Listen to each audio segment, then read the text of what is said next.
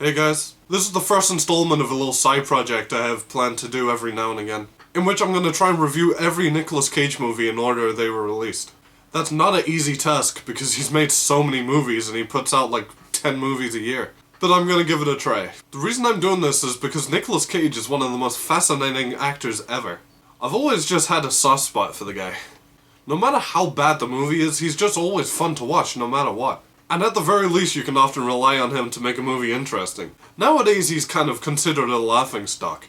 I mean, people see him as a terrible actor, and there's a bunch of like stupid internet memes about him and stuff. But people also forget that he's an Oscar winner. And he's also been in a lot of great movies in his time.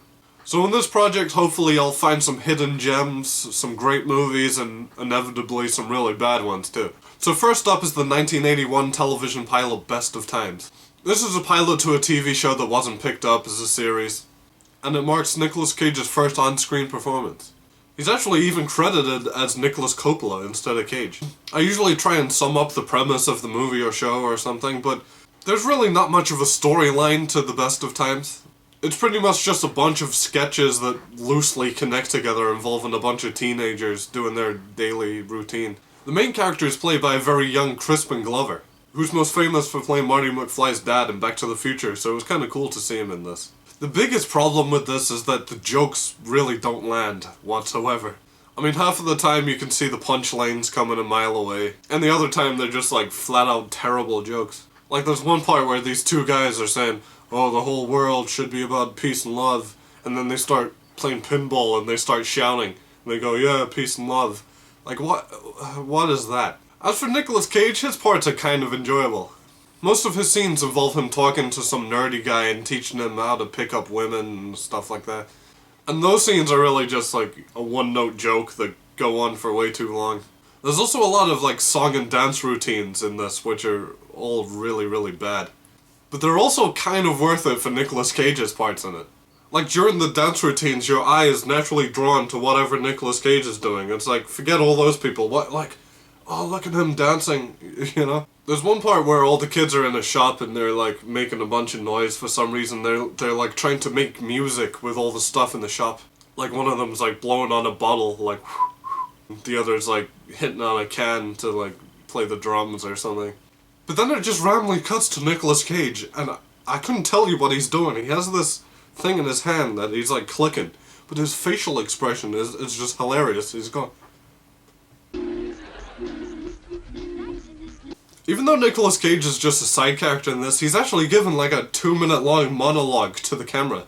And he's basically talking about how his dad wants him to join the army, but he doesn't really want to go, and he wants to go to college instead, but he's worried that his grades won't be good enough. And this scene only has like 1 or 2 little jokes. For the most part, it's played pretty seriously.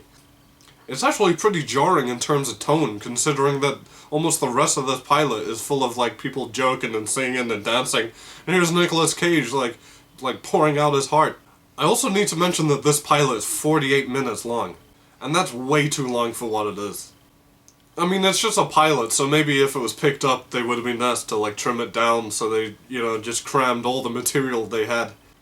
But I really found it hard to sit through at times. But it's really not like it needed to be that long. There are just so many dance sequences that could have easily just been cut to trim out the time by like at least 15 minutes. Overall, I can see why The Best of Times wasn't picked up as a series. It's not good. It's not funny, and it's way too long. That being said, I'm glad I watched it. You get to see a young Crispin Glover, you get to see a young Nicolas Cage.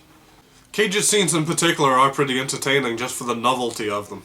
The entire 48-minute pilot is up on YouTube if you're interested. But there's also a much shorter video on YouTube of just Nicolas Cage's scenes, which I'd suggest watching instead if you're even remotely curious about this. Nicolas Cage's next appearance was in Fast Times at Ridgemont High, but I've seen that movie and he's barely in it at all. I don't think he even has any lines in it. So instead, the next movie I'm going to review is Valley Girl. Let me know what you think about this little side project I'm doing, and thanks for watching.